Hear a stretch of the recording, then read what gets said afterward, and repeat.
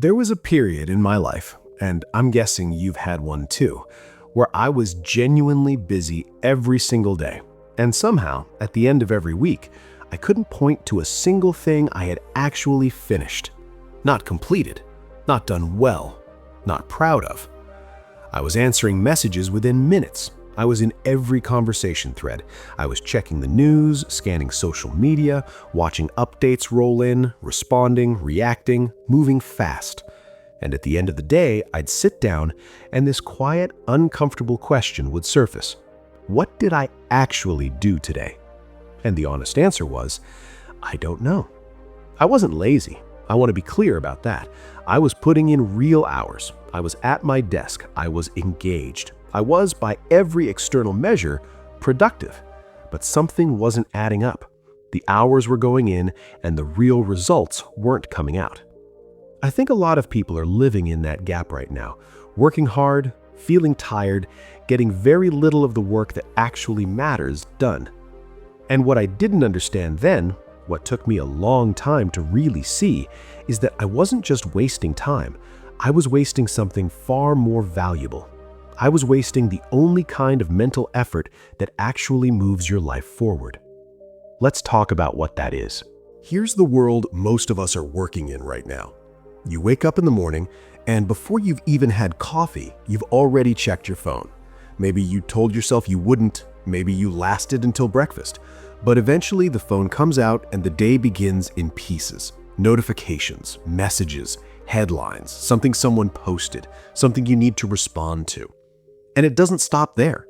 You get to your work, whether that's an office, a desk at home, a coffee shop, and within 20 minutes, you've already been interrupted 3 times. A colleague pings you. An email comes in with the word urgent in the subject line. A meeting gets added to your calendar for this afternoon.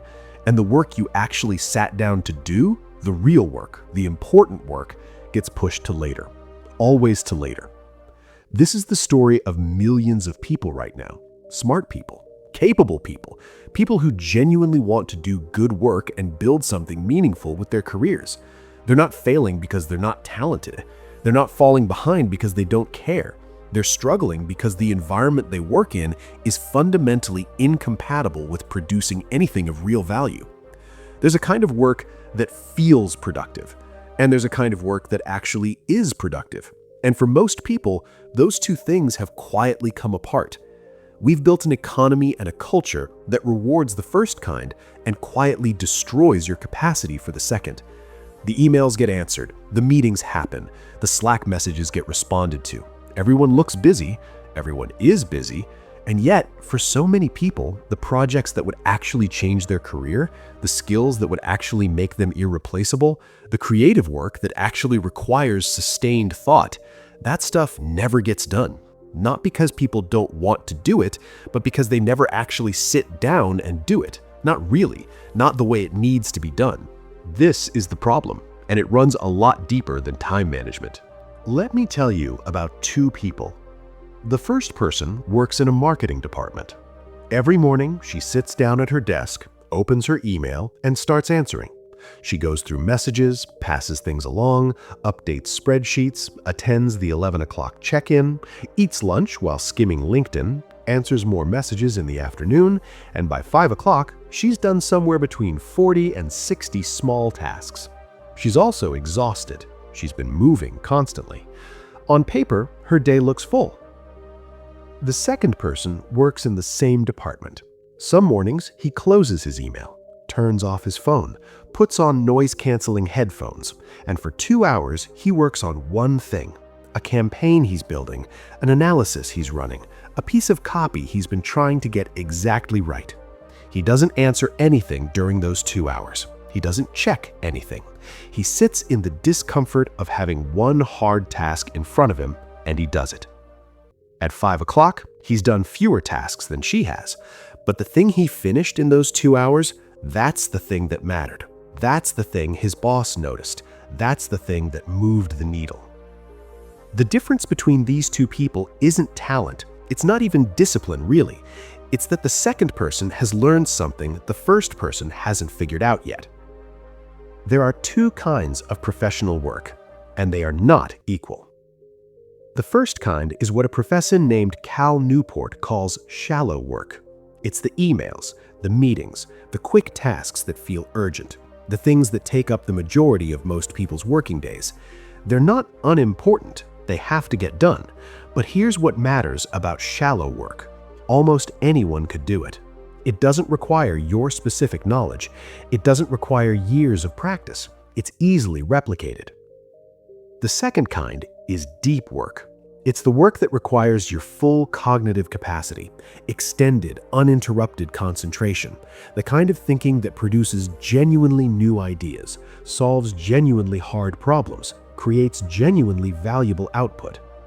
This is writing that moves people, code that's elegant and functional, analysis that changes decisions, designs that stop you in your tracks. Deep work is valuable precisely because it's hard to do. Not just hard in terms of effort, hard to create the conditions for, hard to protect, hard to sustain. And the economy, it turns out, rewards it disproportionately. What Newport is saying, and this is the part that takes a while to really absorb, is that we are living in an age that makes deep work harder than it's ever been, at exactly the moment when it's more valuable than it's ever been. The people who figure out how to do it consistently are going to have a significant advantage, not because they're smarter, not because they work harder, but because they've learned to use their minds in a way most people have quietly given up on. Now, here's the thing that made me genuinely uncomfortable when I first understood it. The distraction isn't just happening to you, it's designed. Think about the systems that shape your average workday. Email was designed for fast communication, and it created an expectation that you're always reachable. Slack, Teams, whatever platform your office uses, they were sold as productivity tools, but they function more like a real-time pressure system that expects you to be present and responsive at all times. And then there's everything outside of work. Instagram, Twitter, YouTube, TikTok, all of them built on the same fundamental business model. Your attention is the product, and the longer they hold it, the more money they make. There are entire teams of engineers and product designers whose job is to make sure you cannot stop checking your phone. They aren't very good at their jobs. So what we have is this: environments, both professional and personal, that have been optimized to keep you in a constant state of low-level engagement, never fully present with any one thing, always splitting your attention, always responding, reacting, scrolling. And the brain, it turns out, is not neutral about this. There's a concept Newport draws from that I think most people don't fully grasp. When you shift your attention, when you switch from a task to checking your email and then back to the task, the switch doesn't happen cleanly. Your brain leaves what's called an attention residue, a kind of mental drag. A portion of your cognitive bandwidth is still back at the email, processing it, responding to it emotionally, thinking about what you're going to write back, even after you've technically moved on. So you sit back down at the hard task, and you feel like you're working on it, but part of your mind is still somewhere else. And that split, that fragmented attention, means you never actually get to the deep end of the pool. You're always working in shallow water. Over time, and this is the part that genuinely alarmed me, the ability to sustain deep concentration begins to erode. Not immediately, slowly, the way a muscle weakens when you stop using it. People who spend years working in highly distracted environments don't just find deep work inconvenient, they find it genuinely difficult. The capacity has atrophied. Newport isn't being alarmist when he says this. He's describing something measurable and real. The more you train your brain to crave stimulation, to expect the little dopamine hit of a new notification, a new message, a new update, the harder it becomes to sit quietly with a single hard thing and think.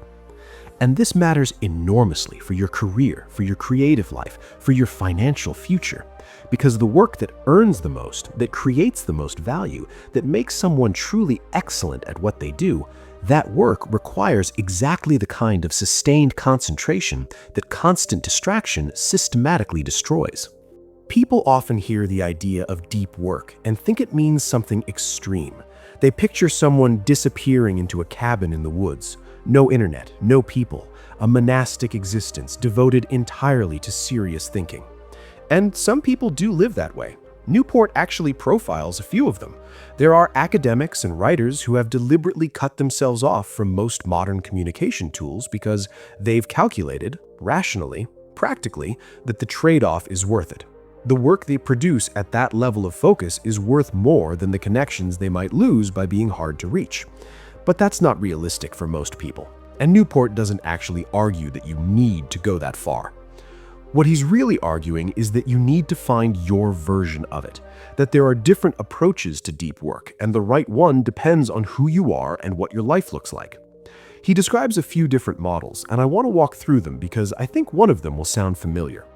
There's what he calls the monastic philosophy, and this is the cabin in the woods version. Minimal external obligations, total commitment to depth. This works for a small number of people whose entire professional value comes from one kind of output. A novelist who has no reason to be on social media. A theorist whose reputation rests entirely on their research. For these people, protecting deep work above everything else is the rational choice. Then there's the bimodal philosophy.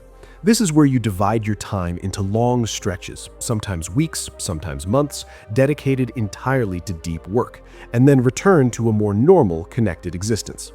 Some academics do this during research periods versus teaching periods. Some entrepreneurs do a version of this. The key is that when you're in the deep phase, it's total. And when you're in the shallow phase, you're genuinely okay with being accessible and responsive. Then there's what Newport calls the rhythmic philosophy. And I think this is the one that actually applies to most working people. The idea is simple. Every day, at the same time, you do deep work. You build it into your schedule like a non-negotiable commitment. Maybe it's 90 minutes in the morning before you open your email. Maybe it's 2 hours in the afternoon after lunch. The time doesn't matter as much as the consistency. You train yourself and the people around you to understand that during this window, you are not available. You are working. And then there's the journalist philosophy, named after journalists who've trained themselves to drop into deep focus at a moment's notice, in airport lounges, in noisy offices, whenever a gap appears. This is the most flexible approach, but Newport is honest that it's also the hardest to develop. You have to practice it deliberately. Most people can't just switch focus on demand, not without years of conditioning. The point isn't which philosophy sounds most appealing. The point is that if you're not intentional about this, if you don't actually design time for deep work, it won't happen. The shallow stuff will fill every available minute. It always does, because the shallow stuff is always urgent, and the deep stuff is almost never urgent, even when it matters far more. Here's an idea that genuinely surprised me when I first encountered it. Newport argues that the ability to do deep work is inseparable from your ability to tolerate boredom. And not just tolerate it, to actually sit with it without immediately reaching for your phone. Think about the last time you were bored. Not just a slow afternoon, I mean genuinely understimulated. Standing in a line, waiting for someone to arrive, riding an elevator. What did you do? Almost certainly, the phone came out within seconds. We've trained ourselves to never be bored. And in doing that, we've also trained ourselves to never be truly focused. This isn't just philosophical. There's real cognitive science behind it. The brain's ability to concentrate deeply is a skill. And like any skill, it strengthens with practice and weakens without it. Every time you reach for your phone, the moment you feel understimulated, you're reinforcing the neural pattern that says discomfort requires immediate relief. Boredom means stimulation. Gaps must be filled. And then you sit down to do something that genuinely requires concentration, writing, thinking, solving a hard problem, and within 5 minutes, the same pull kicks in. The task gets difficult. There's a moment of friction, and your brain, now deeply conditioned to escape friction, starts looking for an exit. Newport makes a distinction that I think is important here. He's not saying you should stop using the internet or eliminate entertainment from your life. He's saying that you should be intentional about when you allow distraction rather than letting it become your default state. There's a difference between choosing to relax and being unable to focus. The person who decides to spend an hour watching something online after a day of focused work, that's a choice. That's rest. That's fine.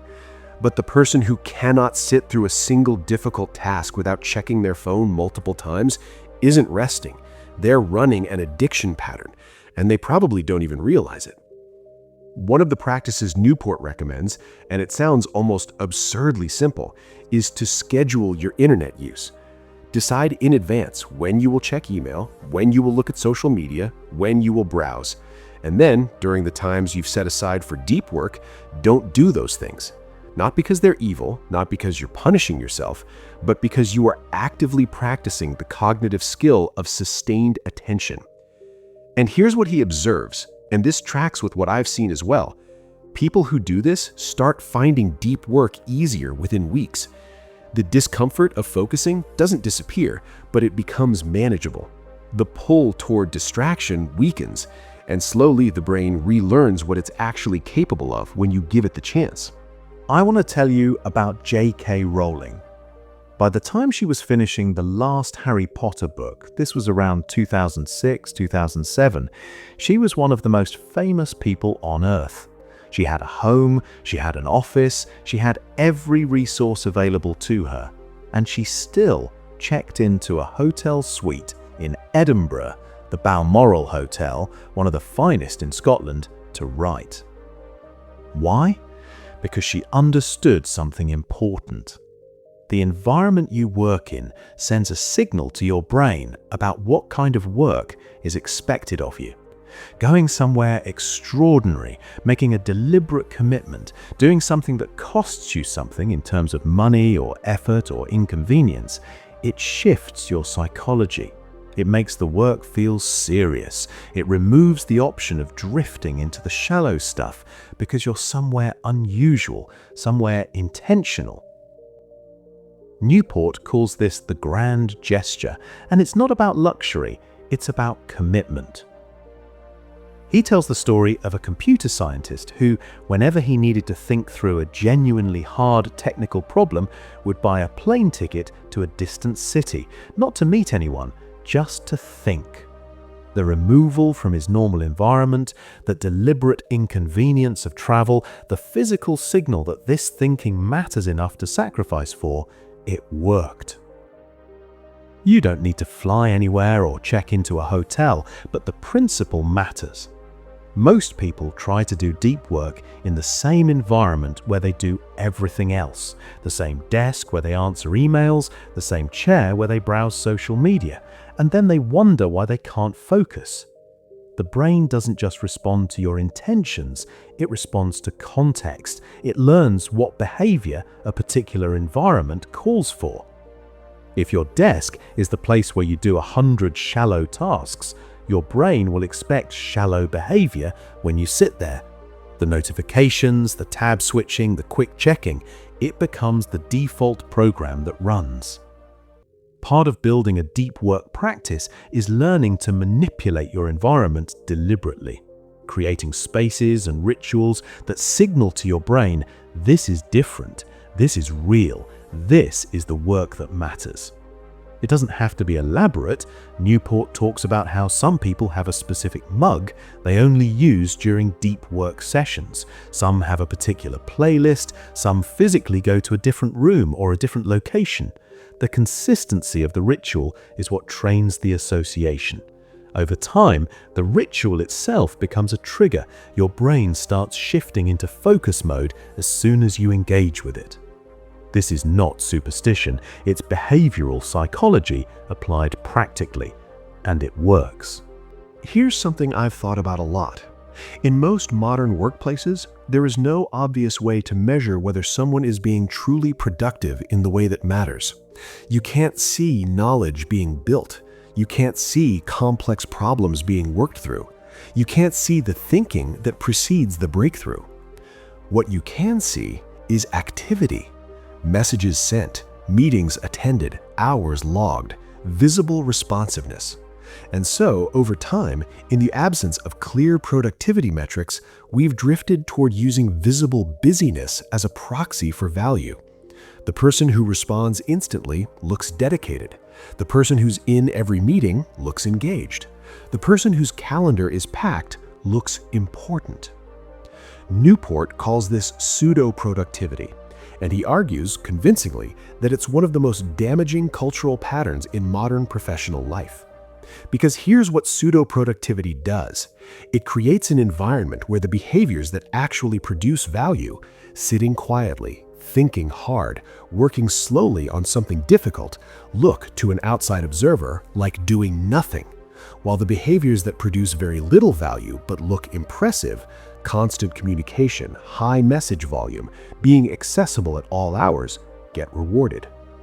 Over time, people optimize for the reward, rationally. They become experts at looking productive rather than actually being productive.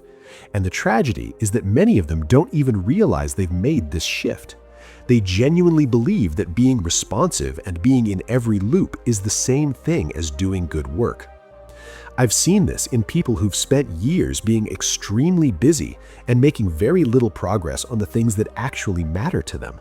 Not because they were lazy, but because the environment they worked in rewarded the wrong behaviors, and they internalized those rewards as the definition of success. And the longer you spend in that pattern, the harder it is to break.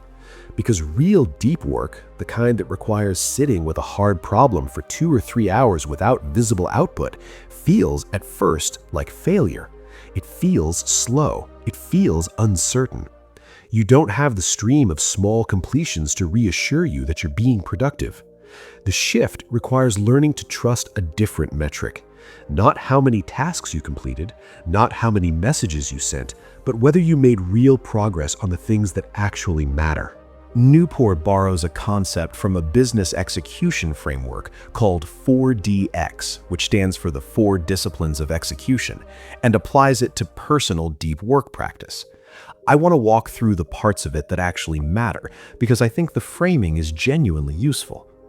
The first idea is to focus on the wildly important. Not important in a general sense, wildly important. The thing that, if you made real progress on it, would change the trajectory of your professional life. Most people have a vague sense of what that thing is, but they never give it the kind of protected, serious attention it deserves. They let it sit in the background while the urgent and trivial crowd the foreground. The practice Newport suggests is simple but uncomfortable. Identify the 1 or 2 outcomes that matter most to your deep work goals, write them down, and then structure your work schedule so that your deep work time is always pointed at those outcomes, not just toward work in general, not toward being productive in general, toward those specific things. The second idea is to act on lead measures. There's a difference between lag measures and lead measures. A lag measure is the outcome, the finished book, the completed project, the promotion, the revenue number. You can't control the lag measure directly. It's the result of many things over time. The lead measure is the specific behavior that produces the lag measure. In this case, the number of hours of genuine deep work you put in. Newport's practical suggestion: track your deep work hours. Keep a physical log or a simple journal. Every day, note how many hours of genuine deep focus you achieved. Not just time at your desk, actual focused time. This does something important. It makes your behavior visible to yourself. It creates a feedback loop, and it shifts your daily question from "Did I accomplish anything today?" to "Did I do the work today?" The third idea, the one that surprised me most, is to keep a compelling scoreboard. There's something about external accountability, even if it's just a chart on your wall, that changes behavior. Newport talks about his own practice of keeping a physical tally of his deep work hours, visible in his workspace. The visual record creates momentum. It feels bad to break a streak. It feels good to watch the hours accumulate. And the fourth idea is to create a cadence of accountability. Build in a regular review, even just 15 minutes at the end of each week, where you honestly assess your deep work output. Where did you protect it well? Where did you let the shallow stuff crowd it out? What do you need to do differently next week? This isn't complicated. It doesn't require special software or a complex system. It requires treating your most important mental output with the same seriousness you'd treat any other important professional commitment. Let me tell you what I think most people don't realize until it's already cost them something significant. The impact of shallow work doesn't show up immediately. That's the insidious part. A year of constant distraction, constant context switching, constant shallow busyness, it doesn't feel like failure. It feels like normal. You're doing what everyone else is doing. You're responding to the same pressures, working in the same kind of environment, managing the same kind of workload. But over that year, you have not written the book, built the skill, completed the project, developed the expertise, or made the breakthrough that your career actually needed. And the person who spent that same year doing 2 hours of deep work every morning has. The gap is invisible for a while, but compound interest works in both directions. The person who builds a deep work practice builds skills, knowledge, and output that compound over time. The person who doesn't builds a habit of distraction that also compounds, just in the other direction. Their attention span shortens, their tolerance for difficulty decreases, their default mental mode becomes shallower year by year. 5 years in, the difference is enormous. 10 years in, it can be career-defining. What most people don't realize is that the ability to do deep work is not just a productivity strategy. It is the mechanism by which human beings develop mastery. It is how expertise is actually built, not by time in the field, but by quality of attention in the field. A surgeon who has done 1,000 procedures while mentally checked out has not developed the same level of skill as a surgeon who has done 500 procedures with complete presence and deliberate attention. A writer who has spent 10 years producing hurried, distracted first drafts has not developed the same craft as one who has spent 5 years working slowly and carefully on things they cared about. Deep work is not just how you get things done. It is how you become someone who is genuinely good at what you do. And the tragedy is that most people, by the time they realize this, have spent years inadvertently training themselves away from it. What most people also don't realize is that the inability to do deep work has a way of spreading beyond work. It bleeds into how you read. You start skimming where you used to absorb. It bleeds into how you think. Your inner monologue becomes faster and shallower. It bleeds into how you relate to other people. You're half present in conversations, waiting for the next stimulus. The fragmentation doesn't stay in your professional life. It colonizes your whole inner experience. Newport doesn't make this point in quite this way, but I believe it deeply. Learning to do deep work is, in some sense, learning to be present. It is the practice of bringing your whole mind to bear on one thing for a sustained period of time. And that capacity to be fully here, doing this, without half of you somewhere else, is one of the most valuable and most underrated qualities a person can develop. So what does this actually look like in a real life? Not in theory, not in a productivity book. In your life, with your schedule, your obligations, your distractions. I want to be realistic about this. I'm not going to tell you that you need to wake up at 5 in the morning and do 4 hours of pure focused work before anyone else is awake. That works for some people. For most people, it's not sustainable. What I'd suggest instead starts with a single, honest question. Where in your current schedule is there room for 90 minutes of real focus? Not 2 hours, not 4. 90 minutes. Because that's about how long most people can sustain genuine deep focus before cognitive performance starts to drop. And 90 minutes of real deep work, done consistently, will produce more meaningful output than 6 hours of distracted effort. Find that window. It might be first thing in the morning, it might be during your lunch break, it might be at a time of day when you have fewer meetings. But find it, and then protect it as if it were an appointment with someone who cannot be rescheduled. This is harder than it sounds. People will push back. Colleagues, clients, your own habits. Your brain will resist. The first few sessions will feel uncomfortable. You'll sit down to work and immediately feel the pull toward email, toward messages, toward anything that gives you that small hit of forward movement. Let it feel that way. Sit with it. This is the practice. Turn off your notifications. Close the tabs. Put your phone in another room if you need to. You are not available for 90 minutes.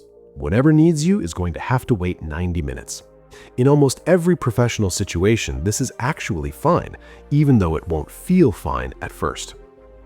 The second thing I'd suggest is to be intentional about your shallow work rather than letting it run your day by default. Newport suggests identifying at the start of each day what your shallow tasks are: the emails, the admin, the quick calls, the maintenance tasks, and scheduling blocks of time to address them. Maybe you answer email at 9, at noon, and at 4. Outside of those windows, your inbox is closed. This is not about being hard to reach. It's about ensuring that your attention is not continuously fragmented by the possibility of a new message. This single habit, batching your shallow work instead of spreading it across your entire day, changes the texture of a workday dramatically. Third, start noticing your default behavior when you feel friction. The moment a task gets hard, what do? For most people, the automatic response is to escape. Open another tab, check the phone, get up and make tea, do something easier. Notice this, not with judgment, just notice it, and then make a deliberate choice. Stay with the hard thing for a little longer. Not forever, just a few more minutes than you would have before. Over time, this trains the brain to tolerate difficulty rather than flee from it. And that tolerance, that capacity to sit with a hard problem without abandoning it, is really at the heart of deep work. And finally, and this one is simple but underrated, start treating your rest as seriously as your work. Newport talks about the importance of shutting down completely at the end of the workday, not glancing at email over dinner, not mentally turning problems over while you're trying to sleep, actually stopping. This is not laziness, this is how the brain recovers. Cognitive restoration happens during genuine rest. The insights that seem to come out of nowhere, the solutions that appear in the shower or on a walk, those are the product of an unconscious processing system that only gets to run when the conscious mind steps back. Deep work requires deep rest. They are not opposites, they are partners. I want to leave you with something simple. The ability to sit down, close everything out, and give your full attention to something that genuinely matters. This is not a minor productivity technique. It is one of the rarest and most valuable things a person can do in the modern world. We live in a time that is actively, relentlessly competing for that attention, and it will keep competing for it. That is not going to change. The incentives are too strong, the technology too well designed, the habits too deeply embedded. But you have more agency over this than it might feel like right now. You don't need a perfect schedule. You don't need a cabin in the woods. You don't need to quit social media entirely or become someone who refuses to answer email. You just need to find the time, however small, however imperfect, to sit with the work that actually matters to you and give it your full mind. That's it. That is the whole thing. The people who do this consistently are not superhuman. They're not operating on different hardware. They have the same distractions, the same obligations, the same brain you do. They've just made a quiet, consistent decision over and over, day after day, to protect the hours that count. And over time, that decision compounds into something real. You don't have to have it figured out today. You just have to start.